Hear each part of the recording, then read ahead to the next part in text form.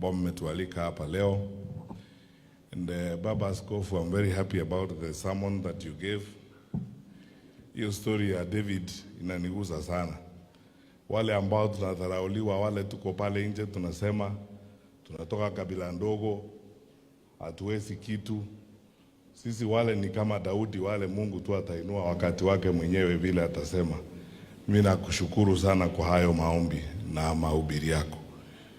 Na nimekuja hapa na ndugu zangu wengine, hata nitampea mmoja nafasi ya wasalimie ambaye anaishi hapa Kajiado. Niseme hivi, Bwana Seki Senator, ulikuja kwa ofisi kunialika mkiwa na Mheshimiwa Kogoyo nikuja Kajiado leo kwa mambo hii ya kanisa, na washukuru na tumekuja. Hii ni marafiki wakubwa sana. Niseme kuna kitu moja nimeona hapa ambayo imenifurahisha sana. Hakuna haja ya kurudia yale ambayo yamezungumzwa mbeleni na viongozi wengine kwa sababu ya wakati. Uhusiano ule ambao nimeona huko kati yenu viongozi wa kisiasa. Unajua mimi ni kiongozi wa Jubilee na mimi na support Ole Kores, sababu Kores ni rafiki yangu sana. Na Secretary General wetu Bwana Kent ambaye ako hapa rafiki yangu. Na Deputy Party Leader wangu wenzangu Mheshimiwa Manje ambaye anataka kuwa senator hapa ni rafiki yangu sana, na hivi karibuni amekuwa kama mwalimu wangu. Lakini nimependelea vile mnaongea. Inaonekana kutafika wakati na nyinyi mko na desturi ya kuongea, kukubaliana, kwa sababu vile mnatushauri tuongee tukubaliane pale juu, na mimi naamini hata nyinyi mtaongea mkubaliane hapa chini ili tuzishindwe. Ili tuzishinde na hawa wakora. I have a very special history and very special relationship with Kajiado. Na mnikubalie niseme hii. Kwanza mimi to an extent ni mkazi wa Kajiado. I've raised my family and my children through businesses and things I have done in Kajiado. And because of that I have so many friends here. And many of you leaders are my very, very good friends. Sitaki kuenda zaidi ya hapo. But the most important bit about Kajiado and my life is that you know I'm the one who took over from the late General Joseph Nkaiseri as the Minister for Interior. I have kept a very deep and strong relationship with the family of General Nkaiseri. And when General Nkaiseri served us as our Minister for Interior, the work that General Nkaiseri did, like the establishment of the multi-agents team, the new reforms in the security sector that President Uhuru Kenyatta started. He started working with the late General Nkaiseri, retired General Philip Kameru as the Director General of the National Intelligence Service, and Joseph Boynet akiwa Inspector General wa Police. Tumefanya kazi sana na Nkaiseri. I can very legitimately claim to have been one of his students kulingana na uzoefu wake wa mambo ya usalama and the courage and vision that he had about leading the security sector. Bahati mbaya wakati alilala, Mheshimiwa Rais akanipea nafasi ya kumrithi kama waziri wa usalama. So you understand the difficulties I am in to talk about the national security sector, especially to talk about my colleagues who came after me. It is true, as my brother, His Excellency, the Honorable Rigathi Gachagua says, unashangaa sana mambo ambayo unaona, na and you know me, you can't give me lectures about the sector. I am the longest serving Minister of Security in independent Kenya. I was the Minister of Interior for 5 years and 2 months. And except in Nkaiseri and Michuki and the others, I was the next most consequential minister in that sector. I understand the country and I understand the sector like the back of my hand.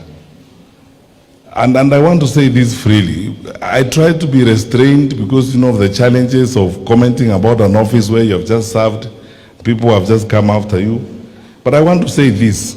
The things that His Excellency Gachagua says are true. I am actually shocked at the things I'm seeing around. There is something in the security sector. Niseme hapa, and this one I don't think I'm revealing anything out of the Official Secrets Act called a threat profile. Every Minister of Security and every leaders in the security sector are guided by the threat profile. In other words, what are our threats as a country? Na kila wakati ukiamuka asubuhi, when you meet your security chiefs, they brief you on the threat profile. Your threat surely can't be Rigathi Gachagua, because you know Rigathi Gachagua is a leader who's talking to his people. Going to Kikuyu cannot be a threat. Or opposition leaders driving around to Kajiado to meet people cannot be a threat. You are actually wasting national resources on nonsense. I mean, to be honest, what you know, I'm a bit of hard or a bit of a dictator, but allow me to use that language even in the chat. You're wasting your time on nonsense. Because, you know, people, we are talking to fellow Kenyans, moving around, talking to Kenyans. How is that a threat to national security? So that you are spending bullets, you're spending tear gas, you're spending police time on that kind of deploying police officers. Tuko na shida. People are being mugged in the city every day. When we face this problem with Uhuru Kenyatta, that is how we came up with an all-women commando team that we were training to look at how you go into the supermarkets and everything, and how you try to trace pickpockets and create a certain sense of stability and peace in the urban areas so that people can go around doing business. That is what you should be spending your time on. Because people don't feel safe, and if they don't feel safe, they cannot do business, they cannot go around their activities. How is Seki addressing a meeting in Kajiado a problem, a threat to the country? He's an elected leader, elected by the same Kajiado people. He's going to meet the same Kajiado people. You must, even if you have a weevil in your head, how would you spend time planning to disrupt a meeting an elected leader is having with his people? Tuko na shida. I am telling you, tuko na shida. Na ni kweli, I don't want to repeat this. You can see clearly. As I said last time, Kenya's problems have nothing to do with the people. They have everything to do with the average or mediocre leadership we have, incompetent management of the country. Sababu mambo ile tuko nayo inatusumbua, inaonekana wazi. Nyinyi jiulize wananchi, if these things don't amaze you, ukifika mahali unalipa watu. Mumeona clips hapa, rais anaelekea Kisii kesho. Tangu wiki jana ni kulipa tu unaendelea. Watu wanaweka laini, wanalipa. Wewe jiulize wewe mwenyewe, hiyo pesa inatoka wapi? Unalipa watu kuja kukusikia. Napika hesabu. You bring women leaders to State House, 12,000 of them. You give each one of them 10,000. That's 120 million. Saa hiyo hakuna chakula Kenyatta National Hospital. Hakuna madawa huko. Grade 10 kids hawaendi shule wengine. Tunaambiwa vitabu havijafika. Part of my community are in the arid and semi-arid areas.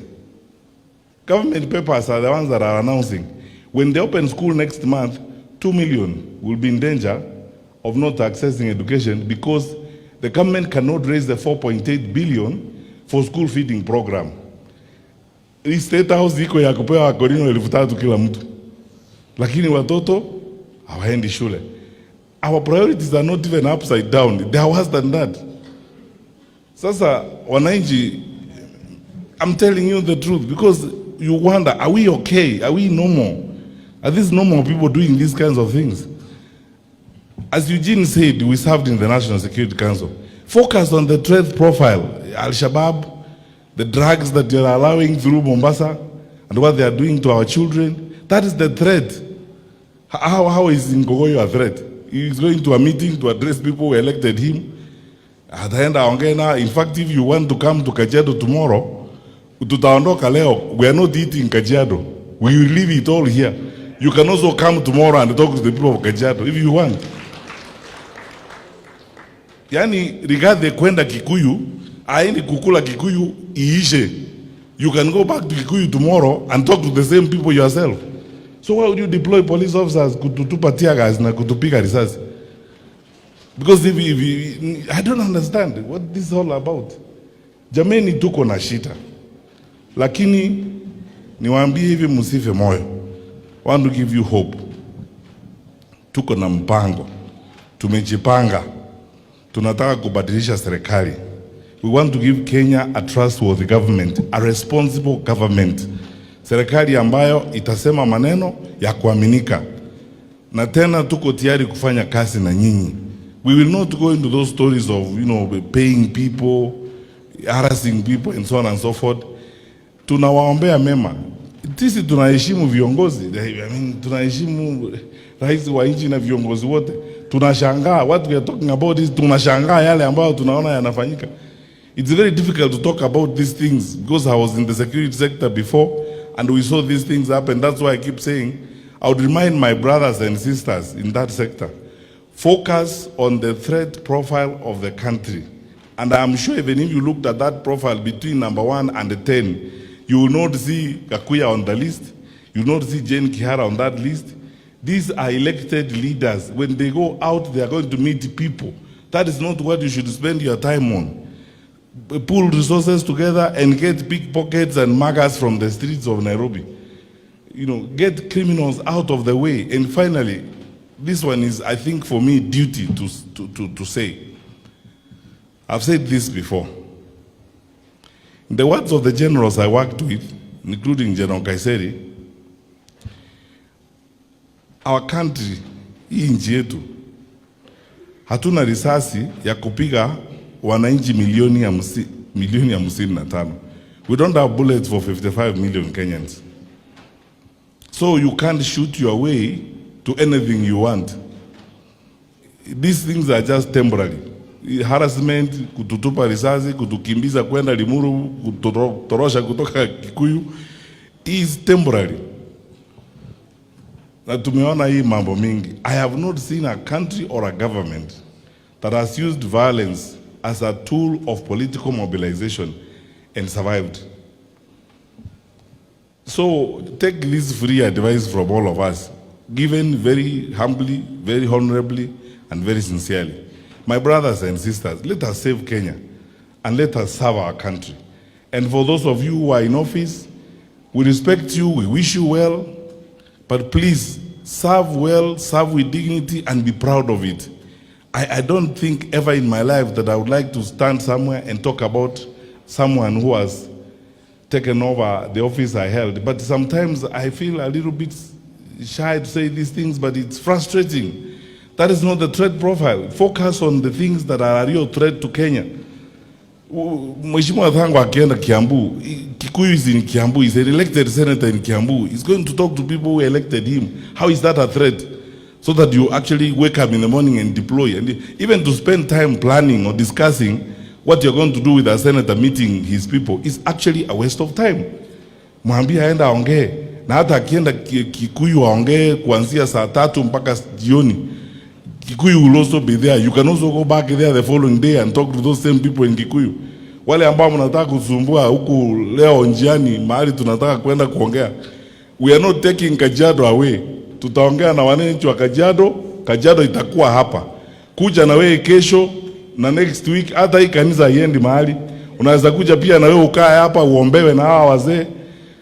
Usikie vile tumesikia. You don't have to beat innocent people, because kama ni shida yako ni kwamba tumekuja Kajiado, hata kiti hatuendi nayo, you can come and sit on it next Sabbath or next Sunday here, uombewe na wewe.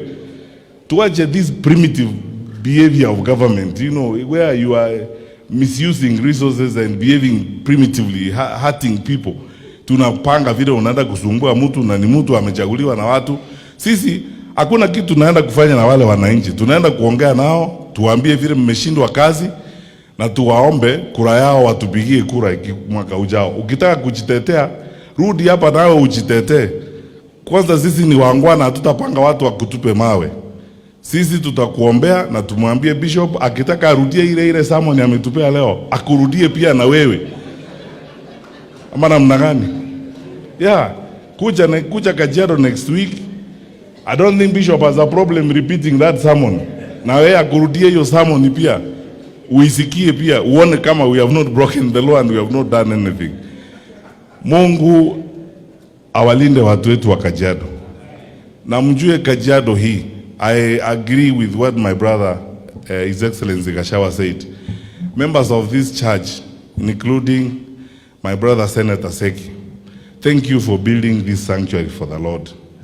We will do whatever we can as mortal men to support you so that the work of the Lord can continue.